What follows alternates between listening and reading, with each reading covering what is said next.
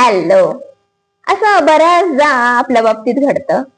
आपला जवळचा मित्र असतो, जवळची मैत्रीण असते, त्यांच्या बाबतीत खूप काहीतरी भारी छान घडलेलं असतं. त्यांचं एखादं मोठं स्वप्न पूर्ण झालेलं असतं, एखादं मोठं गोल त्यांनी कम्प्लीट केलेलं असतं, हायेस्ट सॅलरीचा जॉब मिळालेला असतो कोणाला तरी, कोणाचं तरी लग्न ठरलेलं असतं, कोणाची तरी स्वतःच्या घराची इच्छा पूर्ण झालेली असते. असं काहीतरी छान झालेलं असतं, पण ती आनंदाची बातमी आपल्याला सांगितली जात नाही. आपल्याला असं वाटतं मग की माझ्यापासून लपवलं याने मुद्दाम.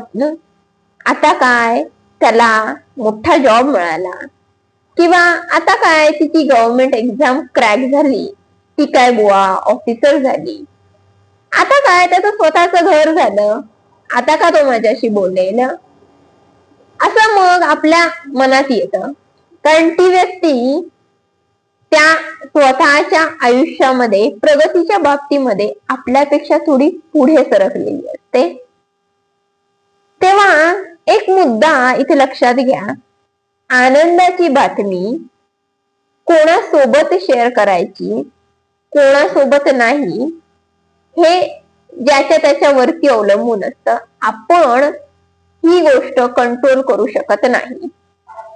दुसरी अशी गोष्ट की जेव्हा एखादा मोठा सक्सेस मिळतो, एखादं मोठं गोल कम्प्लीट होतं, त्यावेळी तो आनंद पचवण्यासाठी ज्याला त्याला स्वतःचा वेळ हवा असतो.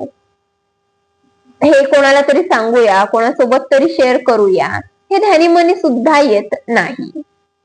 तिसरी अशी गोष्ट असते की इन्सिक्युरिटी.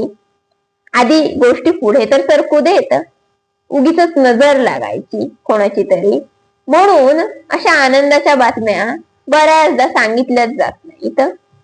तो तुमच्यापासून जर तुमच्या कुठल्या मित्राने मैत्रिणीने अशी एखादी छानशी बातमी लपवली असेल, तर लपवणं हा असा हेतू नसतो त्यामागे अशी बरीच अशी कारणं असतात. पण आपल्याला उगीच असं वाटतं की मला सांगितलं नाही, मुद्दामून माझ्यापासून लपवलं, आता ती मोठी झाली, तो मोठा झाला, मी काय अजून आहे तिथेच आहे. तर हे सगळे विचार जरा मनातून काढून टाका. ओके.